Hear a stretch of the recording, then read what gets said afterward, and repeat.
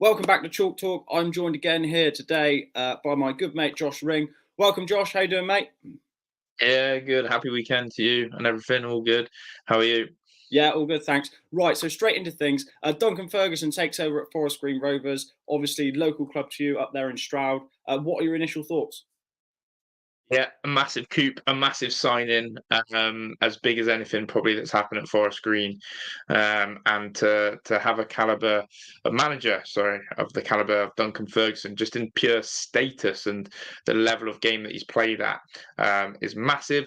Obviously, though, he doesn't have an abundance of managerial experience, but he has a lot of coaching experience, and that's key. Is that he has been in and around the Premier League setup now for 6, 7 years as a coach, as an assistant, and even as a caretaker. And hopefully he can transfer all of that from, sort of Everton into Forest Green, but it's going from the Premier League to League One, completely different style. But yeah, I think it's massive news and great news. Sure. Yeah, huge coup for obviously the so to say little club up on the hill. We're just going to get the tactics board up straight away. Can you see that on there, mate? Yeah, absolutely, Yeah. absolutely. So, want to just delve into this quickly. In terms of the shape that he's obviously initially set up with, this 3-4-1-2 shape. Now, I don't think I'm reading too much into this with the idea that actually a lot of teams now in League One and League Two are trying to play this sort of shape.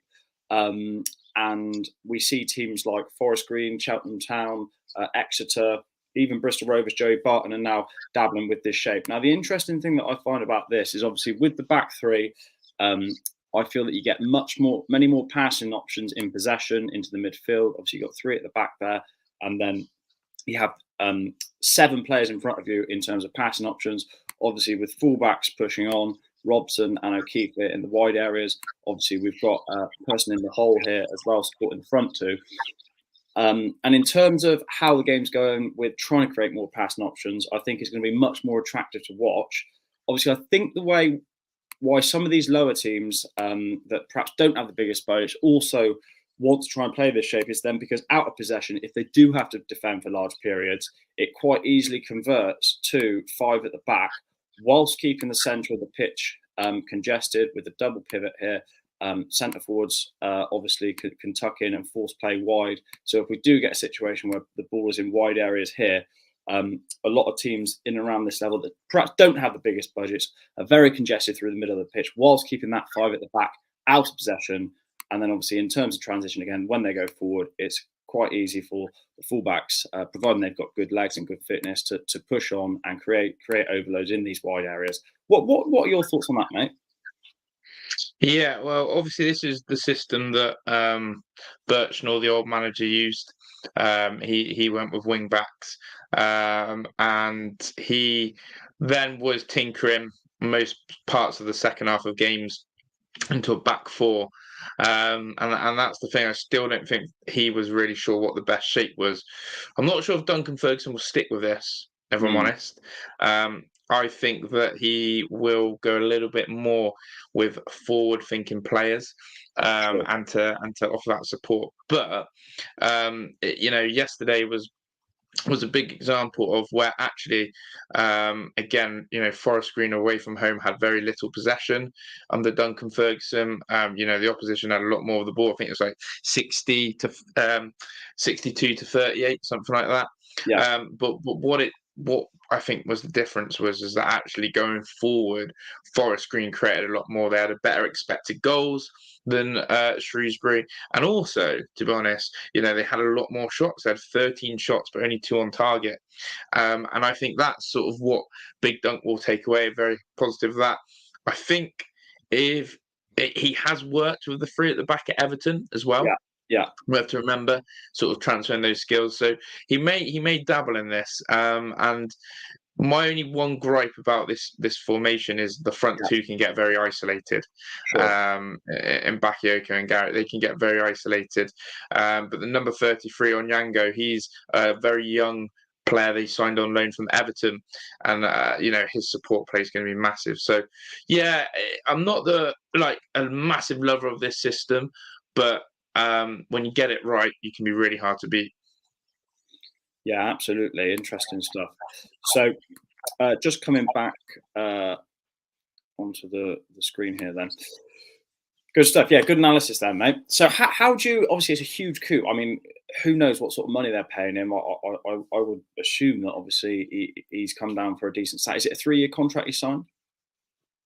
Long term, as long term as could be, yeah. And it, is one of the things he said in his interviews. The reason why he came to Forest Green is because Dale Vince, the chairman, has a very historic record of giving managers time. Ian Birchnell is probably one of the shortest managers that he's had, from September to January. And look, results don't lie.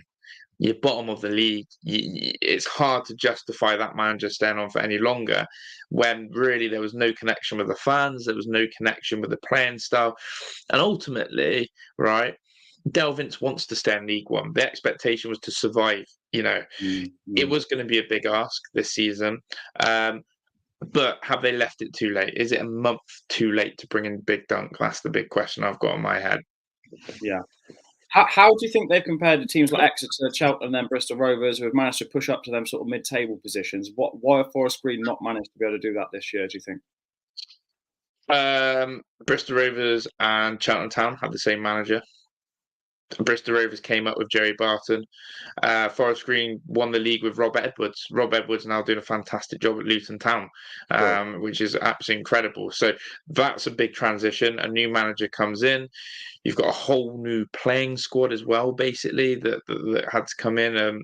They also, people forget, Forest Green lost 4 key players to championship sides in Ibu Adams, Nicky Cadden, 2 of the main players in there. You just, when you lose players like that and core players who get you up, it's a big rebuild. So don't be surprised, though, that, has in Dale Vince's mind got a relegation and Duncan Ferguson bring them back up with this sort of squad and back in. I think so. But in your opinion, Joe, do you think it's a good move for a manager like Duncan Ferguson to drop down to League One and show his pedigree? Or could he have hung around and maybe got a perm job at a Premier League / Championship club? Yeah, I think, well, it's very interesting. We're talking the other day about the idea that actually he's probably a little bit disappointed that he perhaps didn't get more of a go at Everton as the first team manager, because he's had a couple of stints, right, in caretaker roles where he's actually not done too bad. Obviously, he's an absolute Everton legend, isn't he? And he probably feels a little bit aggrieved that he perhaps didn't get more of a chance there. But you see, even the likes of people like Frank Lampard had to drop down and managed Derby, didn't they, in the Championship? Obviously, I know Steven Gerrard, for example, went up to Rangers and did a little bit of a stint up there. But it just shows, actually, right at that top level now, even if you were, a great player right at the top level, you don't necessarily always get a top job immediately. And actually, do you know what? Fair play to him. He's going to come down and try and cut his teeth at a lower level. And it'll be interesting to see how he does. Obviously, it's a huge, huge signing for Forest Green in terms of his experience. The type of pedigree he's got, and it'll be really interesting to see if he can, what sort of success he can bring to Forest Green. Obviously, you've seen Joey Barton go to Bristol Rovers, so it's becoming a bit more of a thing now, more of an accepted thing, that actually top players who had Premier League careers are prepared to drop down and manage lower league teams, and not being ignorant or arrogant enough to think that, well, no, I'm a top player, I'm just going to manage a top team. So I think fair play. Obviously, his playing style was sort of all action, target man, wasn't it? So it'd be interesting to see how he can adapt to actually the modern intricacies of the game.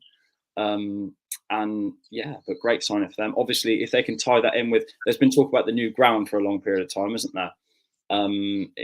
Near the motorway, which is that in the pipeline? Do you know? Still in the pipeline, no matter the sort of status of the team.